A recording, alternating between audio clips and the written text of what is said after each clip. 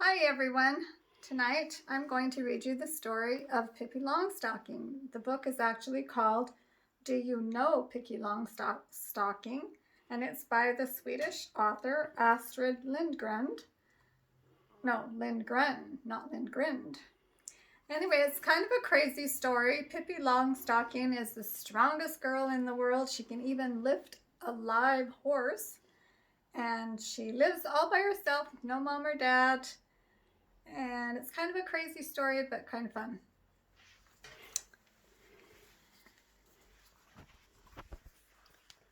So this is the cover. Do you know Pippi Longstocking? And here's her pet monkey. And Pippi Longstocking was kind of a crazy girl. She somehow could braid her own hair, but her braids always stuck out on both sides. She always wore mismatched socks, great big floppy shoes that her dad had given her. And anyway, here we go. Here are Tommy and Annika, two nice, well-mannered little children. They are playing croquet in their yard. It's okay, but I'd still like to have a friend, says Annika. So would I, says Tommy. Next to Tommy and Annika's yard is another yard. In it is a house called Villa Villacula. No one lives there. The house is empty. It's so silly that no one wants to move into that house, says Tommy. Yes, says Annika. Someone should live there. Someone with children. One beautiful day, when Tommy and Annika peer over the fence surrounding Villa Villacula, they see something very strange. A little girl is walking across the yard carrying a big horse. Tommy and Annika can't believe their eyes because a little girl cannot lift a horse. But this girl can. Her name is Pippi Longstocking, and she is so incredibly strong that there is not a policeman in the whole world who is as strong as she is. She is also rich. She has a big bag full of gold coins, and now she has moved into Villa Villacula. She's going to live there all alone with her horse and her little monkey who is called Mr. Nilsson. Pippi has no mom or dad, which is fine with her because that means there's no one to tell her that she has to go to bed just when she's having the most fun. She always does exactly as she pleases. Do you want to have breakfast at my house? Pippi asked Tommy and Annika. Yes, thank you, they say. They're very polite children, I think. Who's cooking? asks Annika. I am, says Pippi. Pippi does everything herself. Now she's making pancakes. When a pancake is done, she throws it way up in the air and over to Tommy and Annika, who are sitting on the firewood chest, stuffing themselves. Those were the best pancakes I've ever had, says Tommy. Pippi has a broken egg in her hair. Now I can't see the words. It landed there when she was beating the pancake batter, but Pippi doesn't care. They say that egg yolks are good for your hair, she says. Just wait, my hair will grow like crazy. Pippi also bakes cookies. She rolls out the dough on the kitchen floor. Because the counter just isn't big enough when you are baking at least 500 cookies, says Pippi. Mr. Nilsson, the little monkey, helps her, but the horse is not allowed to help. He lives on the veranda, which is why you can't see him in the picture. A veranda is kind of like what we would call a porch. Why on earth do you keep your horse on the veranda? asks Tommy. All the horses he knows live in stables. Well, says Pippi, in the kitchen he would just be in the way, and he doesn't feel comfortable in the living room, so that's why she keeps him on the veranda. After a while, Tommy and Annika go home, but they are very happy to have a new friend. Pippi can braid her hair and button her undershirt at the same time. Not many people can do that. I don't even think they can braid their hair by themselves, can they? Maybe they can. Here she is eating. She lies on the table and puts her food on the chair. There's nobody to tell her to sit properly, which she should be doing, says Grandma. When she washes herself, she dips her whole head in the wash basin. She likes to get water in her eyes. Once in a while, she'll scrub the kitchen floor. She straps brushes on her feet and pours a whole bucket of water onto the floor. Then she skates on the brushes. When she chops wood, she never splits fewer than 5 pieces at a time. Yuck! The stove is full of smoke. Pippi has to go up on the roof and clean the chimney.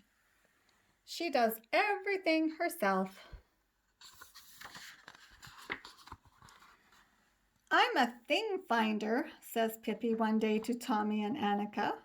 A thing finder? What's that? asks Tommy.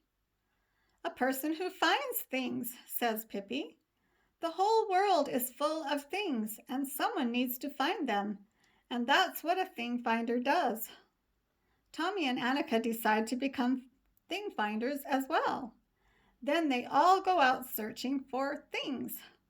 Pippi finds a rusty metal can. You can never have too many cans, she says with satisfaction. What can you use it for, wonders Tommy. You can stick your head in it and pretend it's the middle of the night, says Pippi. And she does. She walks along with the can over her head until she trips over a fence. What a racket! But Pippi finds something else, an empty spool. Such a sweet, sweet little spool to blow bubbles with or to hang around your neck on a string, she says happily. Tommy and Annika haven't found anything. Why don't you look inside those tree stumps, says Pippi. Tree stumps are among the best places for thing finders. And guess what? Tommy finds a nice notebook with a little silver pen, and Annika finds a coral necklace. Then the thing finders go home. Pippi with her can and spool, Tommy with his notebook, and Annika with her necklace. And you know what I think? I think Pippi put those there so they could find some things, because she was a kind girl. The circus is in town. Pippi buys tickets for herself and Tommy and Annika with one of her many gold coins.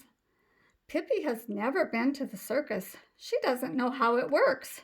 She wants to perform too, because Pippi can do anything. The circus director gets mad. The girl who was supposed to walk on the high wire gets mad too.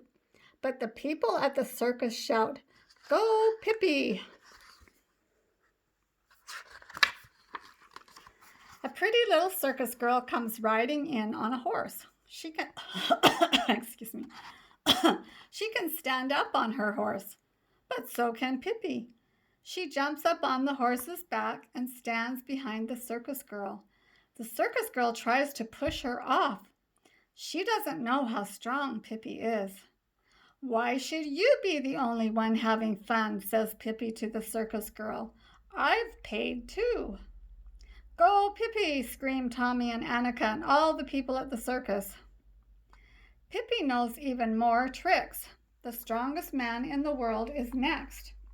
Strong Adolf is his name. The circus director promises a reward to the person who can wrestle Strong Adolf to the floor. I can, says Pippi to Tommy and Annika. Even you can't do that, says Annika. He's the strongest man in the world. And I am the strongest girl, says Pippi. She goes right over to Strong Adolf and grabs him around the waist. He's so surprised that his eyes almost pop out of his head when he sees that such a little girl wants to wrestle with him. But 1, 2, 3, Pippi throws him up in the air, and then she lays him down on the floor. Pippi's won, scream the people at the circus.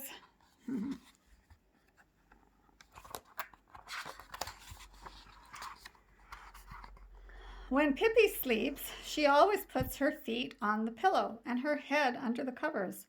That's how she likes to sleep, and there's no one to tell her not to. But Mr. Nilsson sleeps in a green doll's bed, but he doesn't put his feet on the pillow. One dark night, two nasty robbers, Bloom and Thunder Carlson, climb into Pippi's room. They want to steal the big bag with all the gold coins. They have no idea that Pippi is so strong. "Ha ha! We'll soon have the bag," they say, and they snatch it. But then Pippi shoots up out of bed. In no time, she's taken back the bag. "We're not kidding," says Thunder Carlson. "Give me that bag." And he grabs Pippi's arm hard. "I'm not kidding either," says Pippi, and she throws him up on top of a wardrobe. Then she throws Bloom up there too. Both robbers are so scared they start to cry. Pippi feels sorry for them and gives them each a gold coin to buy food, because Pippi is nice. If you are very strong, you must also be very kind. Soon it will be Pippi's birthday, and of course she's going to have a birthday party. She writes a letter to Tommy and Annika inviting them to the party. She doesn't write very well because she has not gone to school like other children, but she does her best. Then she sneaks over and puts the letter in Tommy and Annika's mailbox. Tommy and Annika are so happy when they find the letter. They can't wait to go to Pippi's party. They put on their nicest clothes and brush their hair. And of course they buy a present for Pippi. They buy a music box and wrap it. They both hold the package when they go to Villa Villacula. When Pippi opens her present, she's so excited that she jumps up and down. She plays the music box for a long time. It has a pretty tune. Pippi has set the kitchen table. She serves Tommy and Annika hot chocolate with whipped cream and lots of cookies and cake. She baked everything herself. Mr. Nilsson is sitting on the table. Pippi's horse has also been invited to the party. "I've never been to a birthday party with a horse before," says Annika, and she gives the horse a lump of sugar. "Me neither," says Tommy. "This is the best party I've ever been to." When Pippi has had her hot chocolate, she puts her cup upside down on her head like a hat. But it isn't completely empty. Oh no, a little hot chocolate trickles down her face. Oh, not good. Okay. Pippi has a desk with many tiny drawers. There are more magical things in that desk than in a whole toy store. There are small dolls' dishes and trumpets, birds' eggs, and unusual snail shells, knives with mother-of-pearl handles, and necklaces. In fact, there's too much to list it all. Pippi wants to give Tommy and Annika a present, even though it's not their birthdays. Tommy gets a little ivory flute. Annika gets a brooch that looks like a butterfly. "That was the best party I've ever been to," says Tommy. "Yes, if only we could stay forever," says Annika. They wave to Pippi, and Pippi and Mr. Nilsson wave back. Tommy and Annika have such a good time with Pippi, they want to play with her every day. The end. I hope you enjoyed learning about Pippi Longstocking, and I hope you'll be kind like Pippi was. She was a very kind and giving person, and she always gave to her friends and to everyone.